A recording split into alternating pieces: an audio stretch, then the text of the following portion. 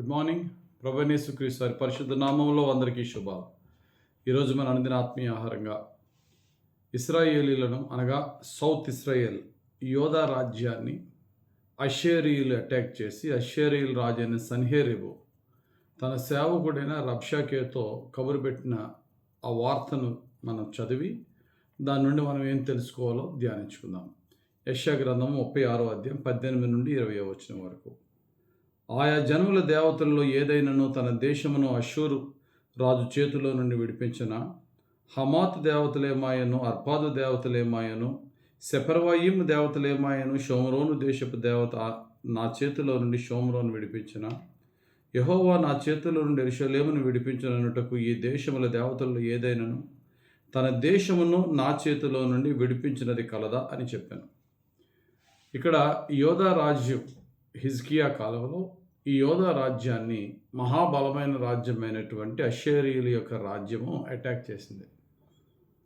ఈ అషేరీయుల రాజ్యము యొక్క రాజు సన్హెరీబు, వీని యొక్క అధిపతి సేనాధిపతుల్లో ఒక అధిపతి రబ్షాకే. అక్కడికి వచ్చి ఇశ్రాయేలుల యొక్క యోధా రాజ్యాన్ని వారు చుట్టుముట్టి, మీరు సరెండర్ అయిపోండి, మీరు రాజీ పడిపోతే మీ దేశంలో మీరు చక్కగా బ్రతుకుతారు, లేకపోతే మా చేతిలో సర్వనాశనం అవుతారు. మీరు రాజీ పడకుండా యుద్ధం చేయడానికి సిద్ధపడే ముందు ఒకటి ఆలోచన చేయండి. మేము మిమ్మల్ని జయించడానికి వచ్చే ముందు ఎన్ని రాజ్యాలను జయించామో ఆ రాజ్యాల యొక్క దేవతలు ఎంత ఎక్కువ మంది దేవతలు ఉన్నారో ఆ రాజులు కానీ వారి దేవతలు కానీ మమ్మలను ఆపగలిగారా? హమాతు దేవతలు ఏమాయను, అర్పాదు దేవతలు ఏమాయను,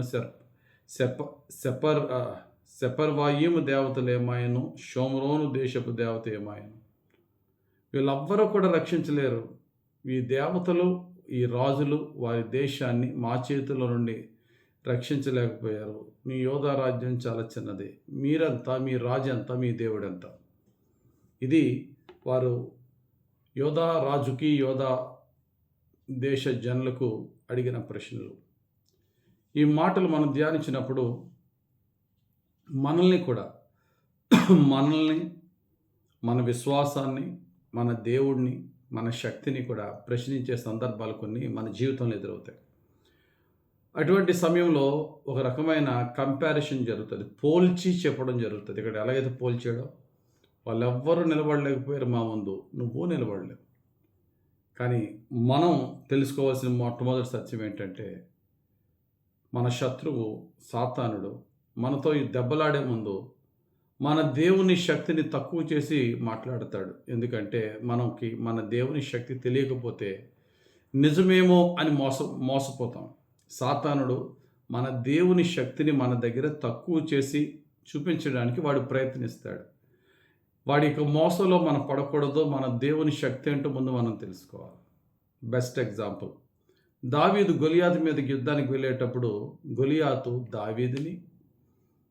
దావీదు పూజిస్తున్న, దావీదు ఆరాధిస్తున్న తన దేవుడిని యెహోవాను దూషిస్తూ, నువ్వెంత, నీ దేవుడెంత, మా ముందు, మా దేవతల ముందు అని పలికాడు. తర్వాత స్టోరీ ఏమైందో తెలుసు. వాని తల దేవుడు దావీదు చేతిలోకి ఇచ్చాడు. కనుక ఎప్పుడైనా సరే, ఎవరైనా సరే మన దేవుణ్ణి తక్కువ చేసి మాట్లాడినప్పుడు మనం చేయవలసిన పని ఏంటంటే, కంగారు పడద్దు, భయపడద్దు, మౌనంగా ఉండు, నీ దేవుడు చేయబోయే గొప్ప కార్యాన్ని చూడు.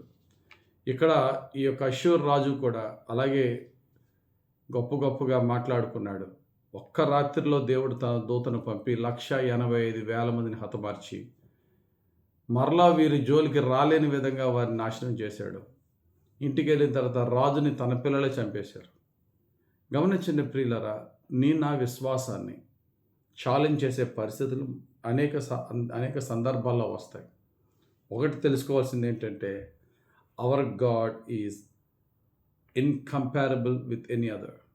దేవుని ఏ దైవములను పిలువబడుతున్న ఎవరితో కూడా మన దేవుడిని కంపేర్ చేయవలసిన పని లేదు. చక్కటి మాట నిర్గమకాండంలో ఉంటుంది, 15వ అధ్యాయం 11వ వచనంలో, యెహోవా వేల్పులలో నీ వంటి వాడెవడు, పరిశుద్ధతను బట్టి నీవు మహనీయుడవు, స్తుతి కీర్తనలను బట్టి పూజ్యుడవు, అద్భుతములు చేయువాడవు, నీ వంటి వాడెవడు. వేల్పులలో నీ వంటి వాడవడయ్యా.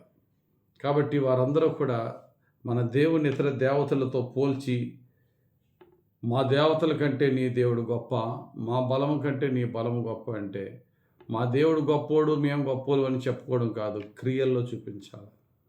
ఏలీ అదే చేశాడు. ఏలియా అక్కడున్న బయలుదేవత ప్రవక్తల విషయంలో, ఒరే బాబు మీ దేవుడు గొప్ప మా దేవుడు గొప్ప కాదురా, దేవుడు ఎవరు దేవుడు నిజమైన దేవుడు ఆయనే కార్యాలు చేసే దేవుడు, క్రియలు చేసే దేవుడు. ఆకాశం నుండి అగ్నిని పంపగలడు, ఆకాశం నుంచి వర్షాన్ని పంపగలడు. ఏ దేవుడు కార్యం చేస్తా ఆ దేవుని మీద విశ్వాసం ఉంచుదాం, మన మాటలు ఎందుకు. కాబట్టి మొట్టమొదటిసారి మనం తెలుసుకోవాల్సింది ఏంటంటే, సాతానుడు మన దేవుని శక్తిని తక్కువ చేసి చూపించినప్పుడు డిసప్పాయింట్ అవ్వద్దు, మౌనముగా ఎదురుచూడు.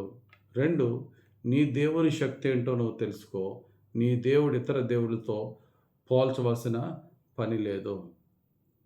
నీ దేవుడు వేల్పులలో ఆయన వంటి వాడు మరొకడు లేడు అనే సత్యాన్ని తెలుసుకో. చివరిగా మన దేవుడు మాటలతో కాదు క్రియలతోనే జవాబిచ్చేవాడు. చెప్పాను కదా, ఒకే రాత్రి 185,000 మందిని దేవుని దూత ఆ యొక్క అష్షూరీయుల యొక్క సైన్యాన్ని హతమార్చగా మరలా వారి జీవితంలో లేగలేకపోయారు. ఇశ్రాయేలు పక్షంగా దేవుడు గొప్ప విజయం ఇచ్చాడు. ఈరోజు దేవుడు అదే అంటున్నాడు, ఏమాత్రము భయపడద్దు, నీ దేవుని శక్తి ఏంటో తెలుసుకో, మౌనంగా ఉండి ఆయన కార్యాల కొరకు కనిపెట్టు. ఆయనే కార్యాలు చేసి ఆయనే రోషం తెచ్చుకొని నీ పక్షంగా పోరాడతాడు. నీ విశ్వాసంలో కానీ నీ యొక్క ధైర్యాన్ని కానీ కోల్పోవద్దు. మాటలతో చూపించొద్దు, క్రియలతోనే చూపించు నీ భక్తి, నీ విశ్వాసము, నీ దేవుని శక్తి. ఇది దేవుడు మనతో చెప్తున్న మాటలు. మన జీవితంలో ఉద్యోగంలో కానీ, వ్యాపారంలో కానీ, పరిచర్యలో కానీ, ఎక్కడన్నా సరే, మన ఇంట్లోనే కానీ మన విశ్వాసాన్ని ఛాలెంజ్ చేసే పరిస్థితులు వచ్చినప్పుడు మౌనంగా ఉండు. యెహోవా ఈరే, యెహోవా చూచుకొనునని ఎదురు చూడు. దేవుడు ఆయన కార్యం చేసి ఆయనే మహిమ తెచ్చుకుంటాడు. మనల్ని ఆయన పాత్రలుగా వాడుకుంటాడు. దేవుడు తన పరిశుద్ధ వాక్యం దీవించి మన జీవితంలో నెరవేర్చునుగాక. ఆమేన్. ప్రార్థన చేసుకుందాం. పరిశుద్ధుడా, ప్రేమ కలిగిన తండ్రి, మా విశ్వాసాన్ని పరీక్షించే శోధనలు, శ్రమలు, శత్రువులు మేము ఎదుర్కొన్నప్పుడు కృంగిపోకుండా, భయపడకుండా, వారి మాటలకి మేము మాటలతో జవాబు చెప్పకుండా, అయా మౌనంగా ఉండి ప్రార్థనలో కనిపెట్టి నీ దక్షిణ హస్త కార్యము కొరకు ఎదురు చూచి, నీ చాచిన నీ దక్షిణ హస్తమే మా పక్షముగా నీ కార్యము చేసి, నీవు కార్యము చేయగా నిన్ను మహిమపరుస్తూ, ఇదిగో నా దేవుడని లోకానికి చూపించగలిగే క్రియలతో నీ శక్తిని మేము అనుభవించి లోకానికి చూపించగలిగి అనేకులను నీ యందు విశ్వాసం ఉంచగలిగే జీవితం మాకు దయచేయమని యేసుక్రీస్తు వారి పరిశుద్ధ నామములో నీ పాదాలకు మమ్మల్ని అప్పగించుకొని ప్రార్థించి వేడుకొనిచున్నాం తండ్రి. ఆమేన్. తండ్రి యొక్కయు, కుమారుని యొక్కయు, పరిశుద్ధాత్మ దేవుని అభిషేకం హెచ్చుగా మనపై దిగివచ్చి సర్వసత్యములో నడిపించి దీవించును గాక. Amen. God bless you. Have a very blessed day.